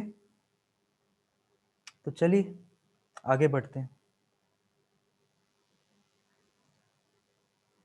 वैल्यूज आ चुकी member A B B C और ए सी की। ठीक है, ए बी मेंबर जो ये वाला मेंबर था हमारा, ए बी और इस तरह से ये सी मेंबर था। ए बी मेंबर की लेंथ कितनी थी हमारे पास, 4 मीटर 4 मीटर, यानी कि टोटल 8 मीटर। अगर मैं लेंथ बोलूँ एमएम के अंदर तो कितनी हो जाएगी, 8000 एमएम हो जाएगी। उस तरह से ए सी और बी सी की लेंथ पाइथागोरस से हमने 5 मीटर निकाली थी, यानी कि इनकी लेंथ कितनी हो जाएगी, 5000 मीटर मेरे पास आ जाएगी। एरिया आपको पता है, ए बी का एरिया मुझे कितना दिया होता, 100 मीटर स्क्वायर, और बी सी और ए सी का एरिया कितना दिया होता, 150 mm स्क्वायर। ठीक है, ये क्वेश्चन के अंदर ऑलरेडी गिवन था। पी लोड ए बी के अंदर हमने कितना निकाला था, 4 किलो न्यूटन। क्योंकि कंप्रेशन का है तो हमने साइन कन्वेंशन को क्या नाम दे रखा है कंप्रेशन में, नेगेटिव, इसलिए माइनस का 4 लिखना पड़ेगा। बीसी मेंबर के अंदर बताइए मुझे अब क्या आ रहा है यहाँ पर, 5 किलो न्यूटन, टेंशन को पॉजिटिव माना है इसलिए भी पॉजिटिव, अगेन 5 किलो न्यूटन, तो ये भी हमारे पास क्या आ जाएगा, पॉजिटिव वैल्यू आ जाएगी। अब यू यूनिट लोड कितना आएगा, याद रखना एक बार मैं सिर्फ और सिर्फ वर्टिकल लोड की कैलकुलेशन कर रहा हूं। ठीक है, हॉरिजॉन्टल लोड की भी कैलकुलेशन करेंगे, लेकिन एक बार हम वर्टिकल कर रहे हैं, यानी कि वर्टिकल डिफॉर्मेशन की कैलकुलेशन कर रहा हूं। यहां आइए, ये मेरे पास वर्टिकली 6 किलो न्यूटन लग रहा था, क्या हो इस वर्टिकली 6 किलो न्यूटन की जगह मैंने वर्टिकली सिर्फ 1 किलो न्यूटन लगा दिया, तो बेसिकली इक्वेशंस तो वही है ना। तो जितनी भी वैल्यूज आ रही थी उसमें पहले जो 6 किलो न्यूटन की वजह से जो लोड्स जनरेट हो रहे थे, जो फोर्स जनरेट हो रहे थे, अब 1 किलो न्यूटन की जगह करना है, तो 6 गुना कम हो गए, तो सिंपली आप क्या कर दोगे, 6 के 1 कैसे लिखा है, 6 से डिवाइड करके, तो जितनी भी आपके पास आंसर आ रहे थे उनको सिंपली 6 से आप डिवाइड कर दो। ठीक है, तो हमारे पास 6 से डिवाइड करने पर यहाँ पर क्या आ रहा था, 4/6, तो मैं इसको डायरेक्टली 2/3 लिख दूं, समझ गए हो गया, 4/6 तो कट करके मैंने 2/3 लिख दिया। ये क्या आ जाएगा मेरे पास 5/6, अगेन प्लस का, ये भी 5/6 प्लस का। वर्टिकली डाउनवर्ड लोड लग रहा है जो कि 6 किलो न्यूटन की जैसा ही है, ये यूनिट लोड है, ये क्या है मेरा यूनिट लोड, इसलिए वर्टिकल की कैलकुलेशन इस क्वेश्चन के लिए देखिए कितनी ईजी हो चुकी है। अब आपको कुछ नहीं करना, इस पी का यू का इस लेंथ का मल्टीप्लाई करना, उस एरिया से डिवाइड करना है। जब आप वैल्यूज लिखोगे तो अप्रोक्सीमेटली वैल्यू देखो कितनी आएंगी, क्योंकि पी यू एल को मल्टीप्लाई करो तो माइनस माइनस प्लस ऑलरेडी यहाँ पर हो जाएगा, तो मेरे पास वैल्यू आएगी इसकी लगभग 640/3। ठीक है, पी यू एल अपॉन ए से डिवाइड करोगे तो 640/3 आ जाएगी पॉजिटिव की। उसके बाद इन तीनों का मल्टीप्लाई करोगे तो कितनी आ जाएगी, 2500/18, अगेन पॉजिटिव, और ये वैल्यू भी कितनी आ जाएगी 2500/18, अगेन पॉजिटिव। आपको क्या करना है, डेल्टा वी का फॉर्मूला अगर आपको पिछला लेक्चर याद हो तो क्या होता था, summation of P U L A upon E. अब क्योंकि ई की भी वैल्यू यानी कि यंग्स मॉडुलस की भी value member to member change हो सकती है, इसलिए यहाँ पर ये दिया हुआ है। अगर मेंबर की वैल्यू चेंज नहीं होती, कांस्टेंट होती, आप चाहे तो इस ई टर्म को बाहर निकाल सकते हैं और यहाँ पर ये टर्म रिप्लेस हो जाएगी। तो आपको क्या करना है, पी यू एल यानी कि इन तीनों टर्म्स का पहले समेशन करना है। इनका समेशन करोगे तो आपके पास P U L upon A तो आ ही जाएगा। समेशन करोगे तो आपके पास वैल्यू देखो कितनी आएगी, 491.11 आ जाएगी। ठीक है, कितनी आ जाएगी, 491.11 आ जाएगी। अब आपको क्या करना है, इसके अंदर डिवाइड करना है, क्योंकि हमने किलो न्यूटन के लोड लिए हैं। ठीक है, क्योंकि हमने किलो न्यूटन के लोड लिए हैं, इसके अंदर की जो भी डायमेंशन यूनिट चल रही होगी वो किलो न्यूटन की फॉर्म में चल रही होगी। इसकी यूनिट किलो न्यूटन नहीं बोल रहा मैं, इसकी यूनिट कुछ और होगी, क्योंकि एल से मल्टीप्लाई है, एरिया से डिवाइड भी है, तो यूनिट कुछ अलग है, लेकिन फॉर्म किसकी होगी यूनिट की, किलो न्यूटन की फॉर्म होगी, राइट। उसके बाद मुझे डेल्टा वी की वैल्यू चाहिए, तो सिंपली इस पी यू एल के अंदर मैं ई से डिवाइड कर दूं इसके यंग्स मॉडुलस से। ठीक है, यंग्स मॉडुलस आपको कितना वैल्यू दिया हुआ है, यंग्स मॉडुलस की वैल्यू बाय क्वेश्चन आपको कितनी दी हुई है, 2 × 10⁵ न्यूटन पर एम स्क्वेयर। याद रखना यहाँ पर किलो न्यूटन लिया है तो यहाँ भी किलो न्यूटन करना पड़ेगा आपको। ठीक है, यूनिट्स किसी क्वेश्चन के अंदर पूरी जगह सेम ली जाती है। अब यहाँ पर तो न्यूटन है, किलो कैसे कर सकते हो कि किलो के अंदर होते हैं 1000। ठीक है, किलो के अंदर क्या होते हैं 1000। अगर यहाँ किलो लगाओगे तो यहाँ पे 1000 का आपको डिवाइड करना पड़ेगा, 1000 का डिवाइड करना पड़ेगा, और 10⁻³ से कट हो जाएगी, तो और यहाँ पर हमारे पास क्या बच जाएगा, 2 × 10⁻² बच जाएगा। ठीक है, ई की वैल्यू क्या आ जाएगी, 2 × 10⁻² किलो न्यूटन पर एम स्क्वेयर। आप नोटिस करेंगे मैंने यहाँ पर नीचे मीटर नहीं लाया हूँ, क्योंकि मैंने बाकी टर्म्स किस में लिए हैं, एम के अंदर ली हैं। ठीक है, तो सिंपली 491.11 के अंदर हम 2 × 10⁻² का डिवाइड करेंगे, जो कि हम नेक्स्ट पेज पर करेंगे अब। तो डेल्टा वी किस तरह से आता है, summation of P U L upon A E, या फिर आप इसको ऐसे लिख सकते हो, पी यू एल का मल्टीप्लाई अपॉन में ए, सबका समेशन, और बाहर यंग्स मॉडुलस को बाहर निकाल सकते हो अगर इसकी वैल्यू है constant, only in that case. ठीक है, हमारे पास इस टर्म की कैलकुलेशन, इसका समेशन, इन तीनों का समेशन देखिए हमारे पास क्या आया था, 491.11 आया था। आप कैलकुलेशन चेक भी कर सकते हैं, थोड़ी ऊपर नीचे हो सकती है। ठीक है, और उसके अंदर आपको क्या करना है, ई का डिवाइड करना है, जो कि हमने 2 × 10⁵ 2 किलो न्यूटन पर एम स्क्वायर कर दिया था। जब आप इसके अंदर डिवाइड करने जाओगे तब देखिए कोई प्लस माइनस नहीं दिख रहा, यानी कि वैल्यू क्या आ गई, प्लस की 2.45 mm। ठीक है, क्योंकि सारी टर्म्स हमने एमएम में मान ली है, इसलिए वर्टिकल डिफॉर्मेशन जॉइंट सी के ऊपर, ये क्या है मेरा, वर्टिकल डिफॉर्मेशन एट जॉइंट सी कितना आ गया, 2.45 mm आ चुका। और पॉजिटिव डायरेक्शन है, यानी कि जो लोड की डायरेक्शन नीचे की ओर लगाई थी, जॉइंट का डिस्प्लेसमेंट भी कहाँ हो जाएगा, डाउनवर्ड डायरेक्शन में, यानी कि पॉजिटिव डायरेक्शन के अंदर हो जाएगा। तो ये था तरीका हमारे पास वर्टिकल डिस्प्लेसमेंट निकालने का। हॉरिजॉन्टल डिस्प्लेसमेंट कैसे निकालें, तो ये क्वेश्चन आपको वापस दिखा रहा हूं मैं। ठीक है, हॉरिजॉन्टल डिस्प्लेसमेंट निकालने के लिए बेसिकली आपको किसी एक डायरेक्शन में, या तो यहाँ या फिर इस डायरेक्शन के अंदर जॉइंट सी के ऊपर 1 किलो न्यूटन का यूनिट लोड लगा देना, और कुछ नहीं करना। यूनिट लोड का मतलब ही 1 किलो न्यूटन है, वैसे 1 है। ठीक है, किलो न्यूटन तो यूनिट इसलिए ली क्योंकि क्वेश्चन में हमें किलो न्यूटन की यूनिट दी हुई है। ठीक है, फोर्सेस की, तो उसके रिस्पेक्ट में हमें यूनिट्स लेनी होती हैं। तो चलिए हॉरिजॉन्टल डिफॉर्मेशन की भी कैलकुलेशन कर लेते हैं। इसी तरह से टेबल बनानी है आपको, इसी तरह से सॉल्यूशन करना है। ठीक है, ओके, अब हम कर रहे हैं, ये क्या हुआ,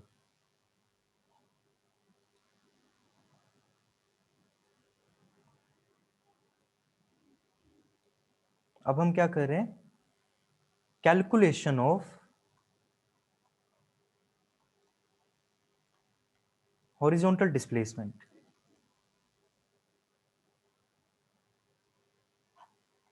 ठीक है, अगेन बनाइए भाई डायग्राम, जो कि नहीं बन रहा इससे।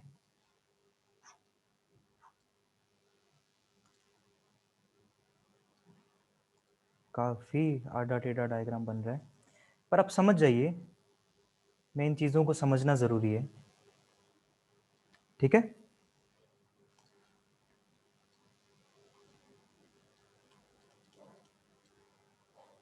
राइट। ये डायग्राम था हमारे पास। अब एक फ़ायदा तो है, हमें इंटरनल फोर्सेस निकालने की ज़रूरत बिल्कुल नहीं है, क्योंकि ऑलरेडी हम कैलकुलेट कर चुके हैं, right. 4 metre, 4 metre, A B C support, this is 3 metre and this is 5 metre, 5 metre. अगर आपको यहाँ पर लोड्स दिखाने हो तो इनकी डायरेक्शन क्या थी, कितनी आई थी, 5 किलो न्यूटन, और इसकी डायरेक्शन कितनी आई थी, ये टुवर्ड दी जॉइंट था, 4 किलो न्यूटन। ये क्या था, कंप्रेशन, और ये वाला टेंशन। इतना तो याद ही होगा, अब तक तो याद हो ही गया होगा, इतनी बार बोल दिया मैंने। ठीक है, यानी कि ये वैल्यू तो हमारे पास आ गई, यानी कि जो टेबल बना रखी थी हमने थोड़ी देर पहले, कहाँ गई हमारी टेबल, उसके अंदर आपको टेबल के अंदर ये गिवन है, ये गिवन है, ये गिवन है। ठीक है, अब आपको बेसिकली क्या रिप्लेस करना है, इनको सबको मिटा रहा हूं, आपने नोट डाउन कर ही लिया होगा अब तक तो। अब आपको क्या रिप्लेस करना है, इन टर्म्स को। ठीक है, यूनिट लोड की वजह से अब लोड्स चेंज होंगे, क्योंकि ये वाला तो वर्टिकल लग रहा था, तो सिंपली हमने डिवाइड कर दिया, लेकिन इस बार हमें क्या चाहिए, हॉरिजॉन्टल चाहिए। ठीक है, तो यू की जगह इस बार कौन बन जाएगा, यू डैश। ठीक है, यू की जगह क्या हो जाएगा, यू डैश। अगेन हॉरिजॉन्टल का फॉर्मूला अगर आपको पिछले लेक्चर से याद हो तो क्या था, P U dash L upon A E summation of the member of 1 to n। ठीक है, load due to external forces, internal जो मेंबर में फोर्सेस जनरेट हो रहे हैं उनको मल्टीप्लाई करना है यूनिट लोड से जनरेट होने वाले फोर्सेस से, फिर लेंथ से मल्टीप्लाई करना है, क्रॉस सेक्शनल एरिया से डिवाइड करना है, और यंग्स मॉडुलस ऑफ इलास्टिसिटी से डिवाइड कर देना है। हर मेंबर के लिए ईच अलग, तीनों का समेशन करोगे तो हमारे पास क्या आ जाएगी, फाइनल वैल्यू यहाँ पर आ जाएगी। ठीक है, फॉर दी हॉरिजॉन्टल डिफॉर्मेशन। तो चलिए करते हैं कैलकुलेशन।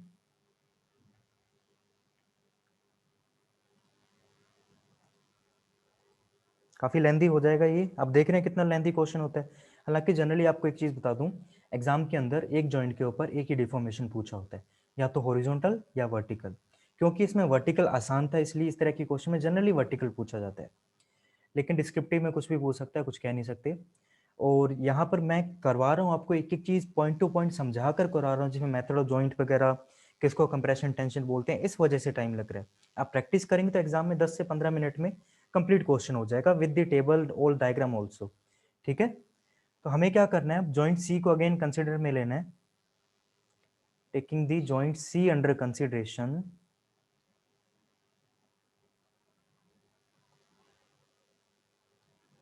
इस बार क्या लगाओगे, 1 किलो न्यूटन को कहाँ लगा दोगे, यूनिट लोड को हॉरिजॉन्टल डायरेक्शन में, यहाँ लगा दें, राइट।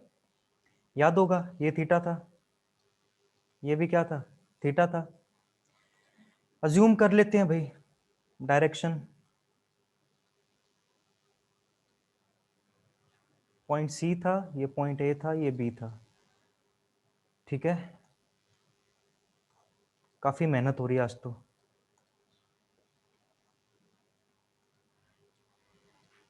ये वाला लोड कौन सा हो जाएगा, P, फिर से मैं गलत कर रहा हूं,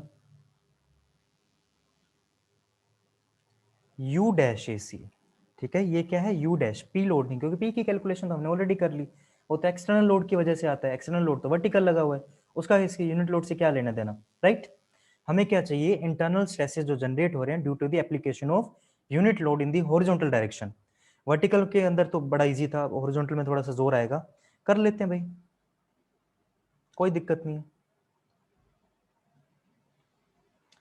अज्यूम कर ली कि दोनों के दोनों अपवर्ड डायरेक्शन में लग रहे हैं इस तरह से। ठीक है, ये कौन सा हो जाएगा, यू डैश बी सी हो जाएगा।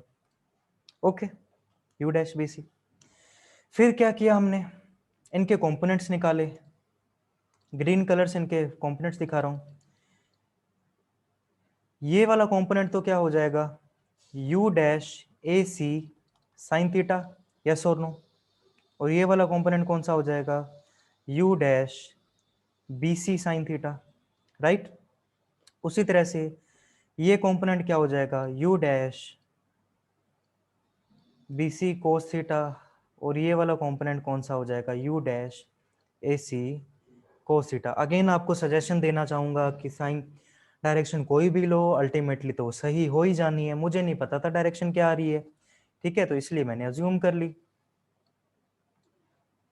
मैंने अज्यूम कि दोनों ही डायरेक्शन ऊपर की ओर जा रही है, दोनों के मेंबर के अंदर टेंशन जनरेट हो रहा है, ठीक है, अज्यूम किया ये मैंने, एक्चुअल में होगा नहीं ऐसा, ठीक है। प्रैक्टिस करोगे ना तो आपको पता लगने लग जाएगा कि क्यों नहीं होगा, कहाँ कैसे नहीं होगा, देख के ही पता लगने लग जाएगा। लेकिन हम बिगिनर हैं एक बार, तो चलिए ट्राई करते हैं। तो वर्टिकल मैं यहाँ पर क्या कर रहा हूँ, एक बार वर्टिकल इक्विलिब्रियम ला रहा हूँ।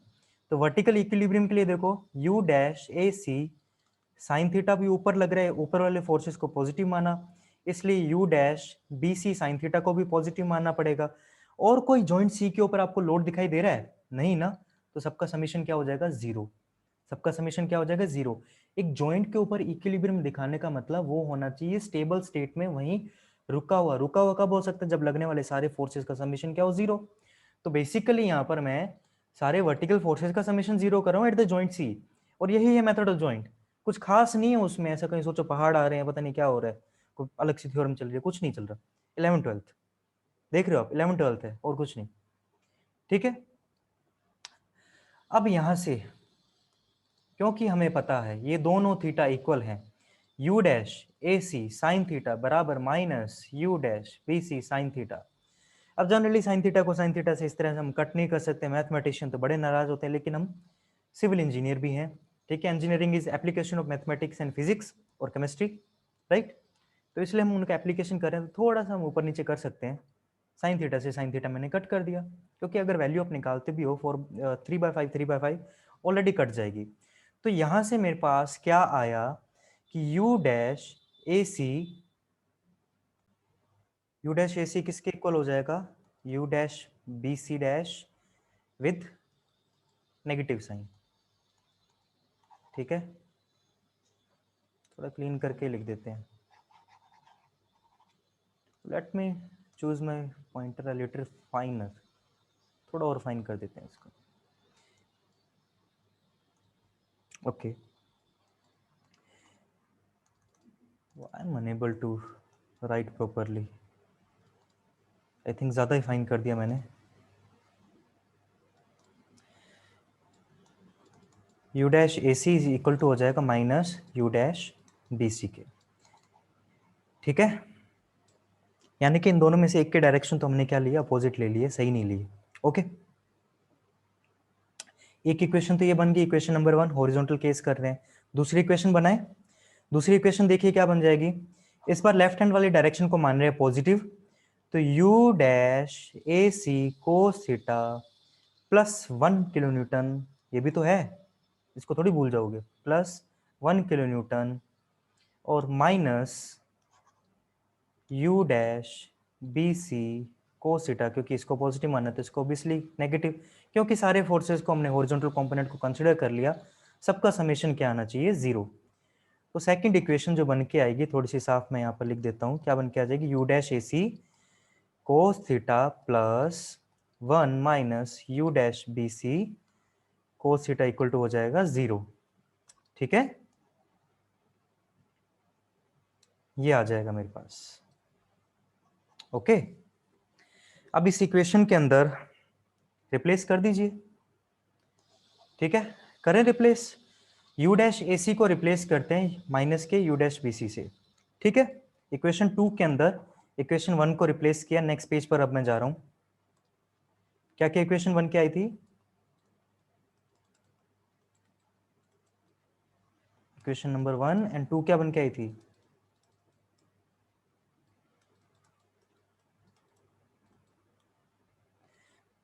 कोस थीटा की वैल्यू चेंज होने वाली नहीं है, वही रहेगी 4/5। नहीं पता लगा तो पहले देखो शुरू के लेक्चर में, मतलब पिछला लेक्चर नहीं, ये वाला, इसी में इनिशियल में, ठीक है। u डैश ए सी की जगह क्या रख दिया, माइनस का u dash B C cos theta, फिर +1 है, फिर minus U dash B C cos theta है, इक्वल टू 0 कर ही देना है आपको। ठीक है, अब मेरे पास कितना आ गया, 2 बार यू डैश बी सी आ गया, तो 2u डैश बी सी, इसको मैं अदर साइड में ले गया था। ठीक है, तो प्लस का हो जाएगा ऑटोमेटिकली, उसके साथ में कोस थीटा और बराबर में प्लस का 1 तो दिखाई दे ही रहा है। ठीक है, आप किसी भी टर्म में ले जा सकते हो। तीसरी चौथी में हम सीखते हैं ये, चाहे आप 1 को उधर ले जाके -1 करते, उसके प्लस माइनस का साइन कट कर लेते। ठीक है, बेसिक है, बहुत बेसिक है ये, इतना तो मेरे हिसाब से आपको पता ही होगा ऑलरेडी। ठीक है, और अब u डैश बी सी की वैल्यू डायरेक्ट मैं लिख रहा हूँ यहाँ पर 1 2 से कर दिया डिवाइड, क्योंकि कोसिटा आने वाला था 4/5, तो अब ये हो जाएगा 5/4। तो मेरे पास u डैश बी सी की वैल्यू कितनी आ जाएगी, 5/8 किलो न्यूटन। ठीक है, क्योंकि अगर u डैश ए सी मेरे पास, u डैश बी सी मेरे पास 5/8 किलो न्यूटन आया है, तो u डैश ए सी कितना आ जाएगा, माइनस का 5/8 kilo newton. Right, u dash A C की भी वैल्यू आ गई, u डैश बी सी की भी वैल्यू आ गई। ठीक है, याद रखना 5/8 थी। और यहाँ पर आइए, वैल्यू किसकी पॉजिटिव आई है, u डैश बी सी की, तो जिसकी वैल्यू पॉजिटिव आई उसकी डायरेक्शन हमने सही मानी है। ठीक है, जिसकी भी वैल्यू पॉजिटिव आई उसकी डायरेक्शन हमने सही मानी है, और जिसकी value negative I u dash A C की जैसे, तो उसकी डायरेक्शन हमने सही नहीं मानी है। तो अब डायरेक्शन चेंज करनी पड़ेगी। एक्चुअल डायरेक्शन कैसे दिखाओगे, इस तरह से।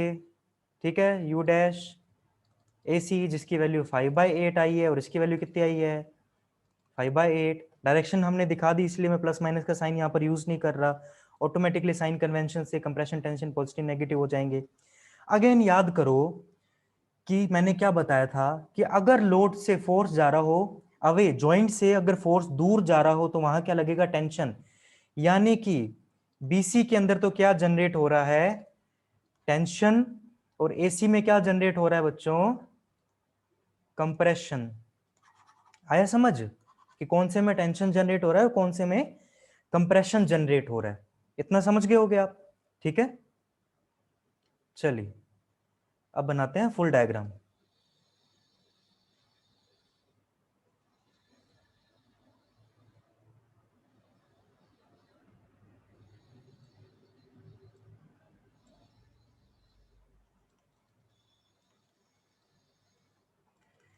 Simply skip the video for past 10 और 20 सेकेंड्स। ठीक है, जब तक मैं इसके अंदर लोड्स वगैरह दिखा रहा हूं।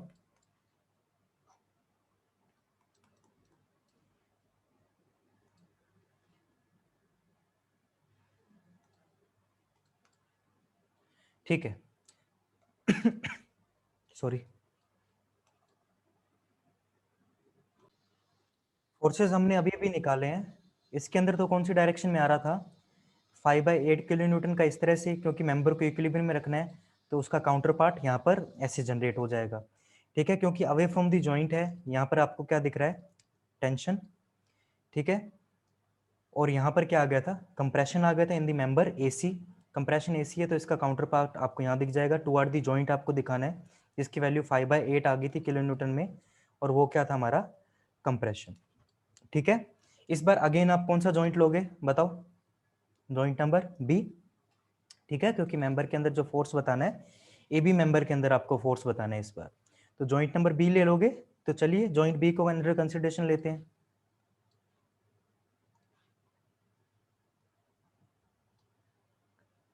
तो इस तरह से कुछ होगा, राइट, सी बी ए, लेंथ से कोई मतलब नहीं हमें यहाँ पर, एक बार जब तक स्ट्रेसेस वगैरह नहीं आते तब तक लेंथ और उसका कोई कैलकुलेशन नहीं किया जाता। ठीक है, इसकी डायरेक्शन देखो, इस जॉइंट के लिए इसकी डायरेक्शन देखो यहाँ है, इसलिए मैंने ये वाली डायरेक्शन ली है। Again theta 5/8।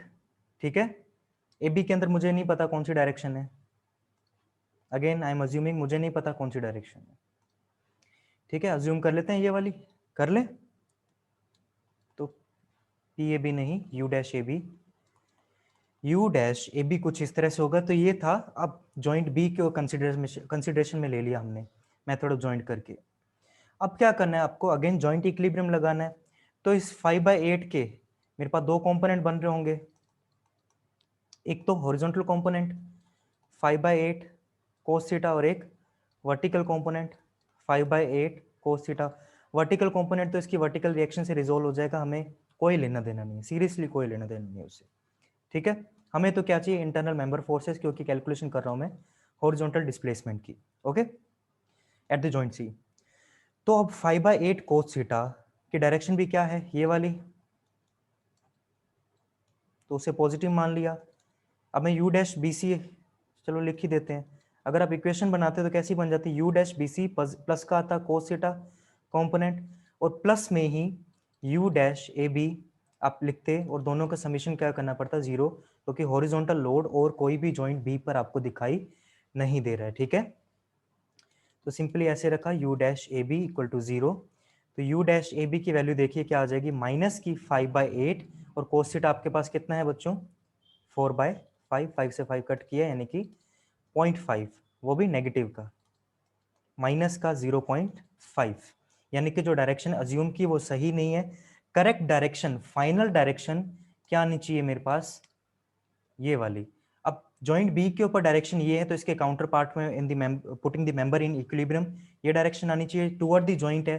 तो again in the member A B भी क्या हो रहा है, कंप्रेशन हो रहा है। अब क्योंकि मेंबर ए बी में क्या हो रहा है, कंप्रेशन, कितना हो रहा है कंप्रेशन, 0.5 वैल्यू से, ठीक है, 0.5 किलो न्यूटन कंप्रेशन, ठीक है। अब थोड़ा ध्यान दीजिए, कंप्रेशन हो रहा है, रोलर सपोर्ट, कंप्रेशन कहाँ खींचेगा, इनसाइड, अंदर की ओर खींचेगा इसको। अब रोलर सपोर्ट है, मूव कर सकती है, ठीक है। तो जब कंप्रेशन होगा तो पूरी की पूरी रोलर सपोर्ट के अंदर भी कुछ डिफॉर्मेशन आएगा, ठीक है, तो वो थोड़ी इधर खिसक सकती है।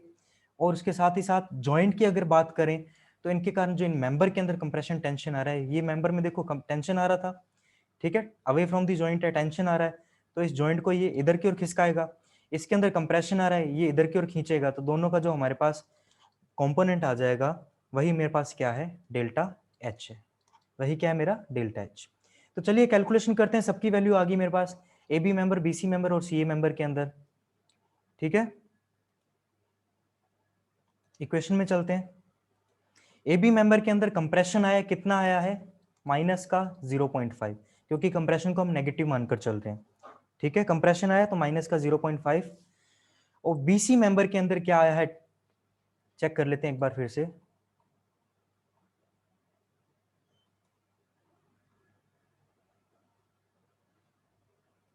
ये वाला बीसी मेंबर, बीसी में क्या है, टेंशन, एसी में कंप्रेशन है, तो बीसी में टेंशन को पॉजिटिव मानना पड़ेगा।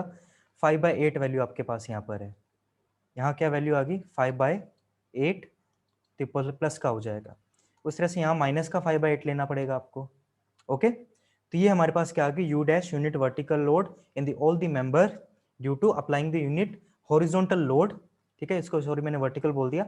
ये क्या है, it is the induced member forces because of applying the unit horizontal load, ठीक है। तो ये हमारे पास वैल्यू आ गई। अब सिंपली आपको कुछ नहीं करना है, यहाँ पर पी यू डैश एल को मल्टीप्लाई करना है, यानी कि इस टर्म को इस टर्म को इस टर्म को मल्टीप्लाई करना है, फिर एरिया से डिवाइड करके यहाँ लिख देना है, ठीक है। तो चलिए करते हैं अब इसे। तो ऑलरेडी मैंने यहाँ पर वैल्यूज को निकाली हुई है, फाइनल वैल्यू इनकी जब मल्टीप्लाई करोगे तब इस टर्म का पी यू डैश और एल का मल्टीप्लाई करोगे, ए से डिवाइड करोगे एरिया से, तो मेरे पास इस टर्म की वैल्यू कितनी आ जाएगी, प्लस की 160, ठीक है। अब देख रहे हो माइनस माइनस यहाँ प्लस हो रहा है मेरे पास। उसके बाद ये मेरे पास कितना आ जाएगा, 2500 अपॉन में 25 ओके, 2500 अपॉन में 24 मैं यहाँ पर वैल्यूज लूंगा, ठीक है। और उसके बाद AC से आप लोगे तो इसकी अगेन, क्योंकि वैल्यू सेम है, देखो वैल्यू सेम है, सिर्फ प्लस माइनस का चेंज आ रहा है, यहाँ पूरा पॉजिटिव था तो ये पॉजिटिव वैल्यू हो जाएगी, ये प्लस माइनस है तो नेगेटिव हो जाएगी।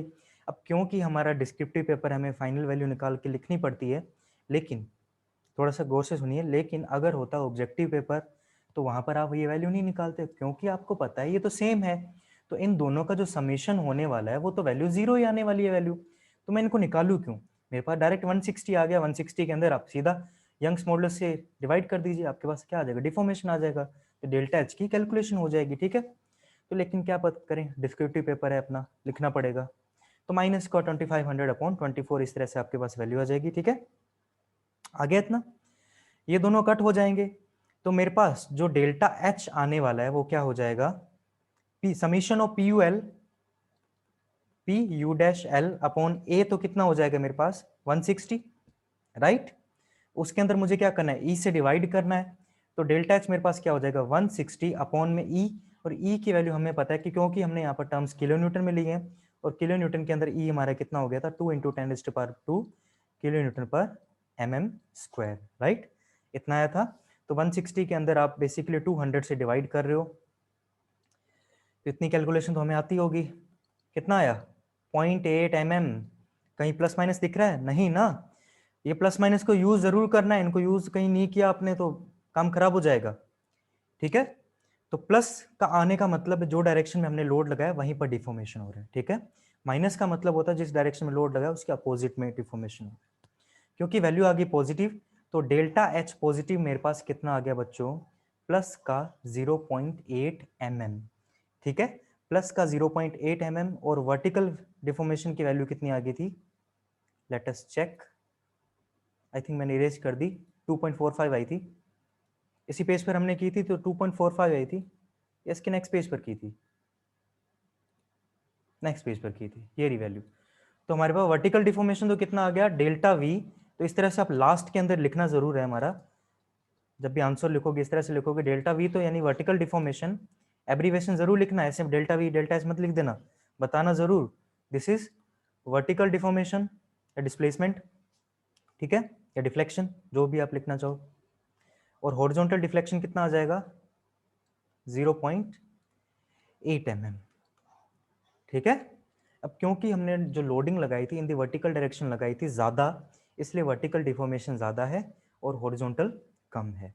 क्योंकि at the roller support, at the right hand side हमारे पास रोलर सपोर्ट थी, उसकी वजह से डिफॉर्मेशन मेरे पास हॉरिजॉन्टल कंप्रेशन उसमें जनरेट हो गया, जो ए बी मेंबर था ऊपर, इसलिए वो toward the left hand side वो क्या होगी, कंप्रेस होगी, ठीक है, उसका डिफॉर्मेशन हो गया। तो ये था बच्चों यूनिट लोड मेथड, और किस तरह से हॉरिजॉन्टल और वर्टिकल डिफ्लेक्शंस को निकालते हैं। एक और सॉरी, एक और इन तरह के क्वेश्चन में हम क्या करते हैं, एक चेक लगा के देख सकते हैं हॉरिजॉन्टल डिफ्लेक्शन के लिए, ठीक है। जनरली चेक क्या लगाया जाता है, यहाँ देखिए, नंबर कहाँ गए हमारे,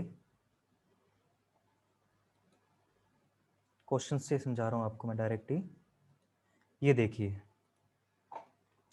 जनरली क्या किया जाता है, ये मेंबर ए बी दिखाई दे रहा है आपको, अब ए बी मेंबर के ऊपर to the right hand side जो मेरी सपोर्ट है, राइट हैंड साइड सपोर्ट पे कहीं आपको हॉरिजॉन्टल रिस्ट्रेन दिखाई दे रहा है, नहीं ना, क्योंकि रोलर है, और ये रोलर क्या कर जाएगा, सिंपली ऐसे मोशन कर जाएगा, थोड़ा सा मूव कर जाएगा, यस और नो, ठीक है, रोलर मेरा क्या कर जाएगा, मूव कर जाएगा। याद रखना इक्विलिब्रियम मैंने जॉइंट सी के लिए बताया था, उसके अंदर मोशन नहीं होना चाहिए। अब रोलर तो मूव कर ही सकता है, उसकी तो प्रॉपर्टी यही है, डिटर्मिनेट बीम की प्रॉपर्टी यही है कि टेम्परेचर वगैरह उसके अंदर इंट्रोड्यूस करते हैं, तो उसकी वजह से उसमें अंदर स्ट्रेसेस तो जनरेट होंगे नहीं, डिफॉर्मेशन जरूर आ जाएगा। तो ये जो सपोर्ट है सिंपली थोड़ी सी इधर चली जाएगी, यानी कि टोटल जो कंप्रेशन होगा उस बीम के अंदर उस लोड की वजह से, वो इस जो सपोर्ट है, सपोर्ट बी रोलर सपोर्ट, उसके मूवमेंट के बराबर होगा, और एक्सियल फोर्सेस की वजह से हो रहा है, और एक्सियल फोर्सेस की वजह से होने वाला डिफॉर्मेशन क्या आता है, P L upon A E, formula याद होगा आपको, axial deformation P L upon A E,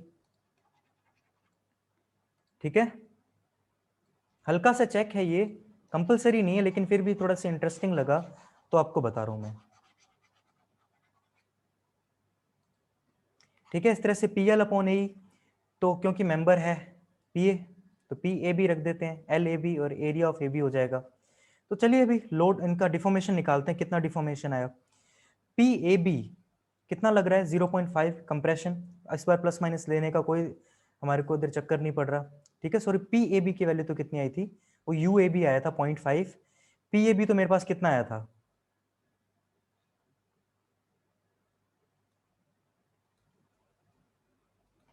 P A B कितना आया था 4 किलो न्यूटन, कितना आया था स्टूडेंट्स 4 किलो न्यूटन, क्योंकि कंप्रेशन है तो ऑटोमेटिकली वो उसमें क्या आ जाएगा, शॉर्टनिंग हो जाएगी, ठीक है। शॉर्टनिंग मतलब कि इस साइड ये सपोर्ट जाएगी, मेंबर इस ऐसा छोटा हो जाएगा, ओके।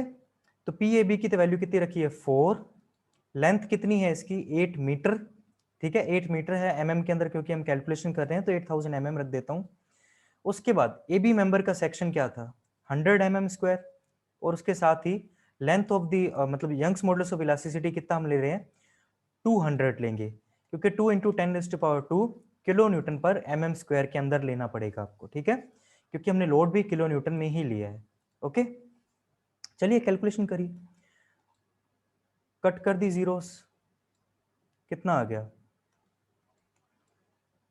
8 2 16, 16 में 10 का डिवाइड किया 16/10 यानी कि 1.6 mm, ठीक है। टोटल डिफॉर्मेशन कितना आया 1.6 mm, राइट।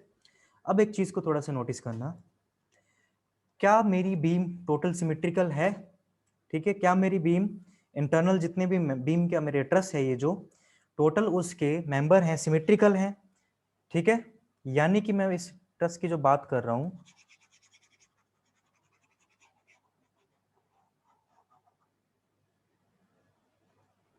आपको दूसरे पेज पर ही दिखा देता हूं सीधा ही। देखो सिमेट्री है ना इसमें, ये भी 5 मीटर, ठीक है, ये भी 5 मीटर, ये भी 5 मीटर, ये भी 4 मीटर, ये भी 4 मीटर। उसके बाद जो लोड लग रहा है बिल्कुल सेंटर में लग रहा है, ठीक है, लोड मेरा बिल्कुल सेंटर में लग रहा है। ये मेंबर का जो क्रॉस सेक्शन एरिया है वही इस मेंबर का क्रॉस सेक्शन एरिया है। उसके बाद जितना इसमें लोड जनरेट हो रहा था उतना ही इसके अंदर लोड जनरेट हो रहा है, दोनों के दोनों टेंशन के ही जनरेट हो रहे हैं, मतलब सेम टाइप के लोड जनरेट हो रहे हैं। तो क्या मैं मेरी पूरी बीम को, पूरी जो ट्रस है मेरी, उसे मैं सिमेट्रिकल कह सकता हूँ, ठीक है। मैंने क्या कहा कि मेरी पूरी की पूरी जो ट्रस है सिमेट्रिकल है, उसकी वजह से जो टोटल डिफॉर्मेशन आएगा, ठीक है, जो टोटल 1.6 mm का डिफॉर्मेशन हो रहा है इक्वली डिस्ट्रीब्यूट हो रहा है, इसलिए जो आधी बीम का, इस आधी बीम का यहां पर जो डिफॉर्मेशन आ रहा है हाफ बीम का, थोड़ा सा क्लीन नहीं है ये, समझ सकता हूं मैं यहां पर,